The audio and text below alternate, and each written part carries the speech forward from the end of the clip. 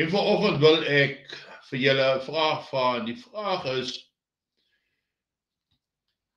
kan jy 'n besef vorm van wat is 'n miljoen? Die getal 'n miljoen. Hoe baie is dit? En as jy kom by 'n miljard, dan is dit amper ondenkbaar. En as jy kom by 'n triljoen, is dit nog meer so. Dis moeilik om daai somme in jou kop te verwerk, daai getalle te verwerk.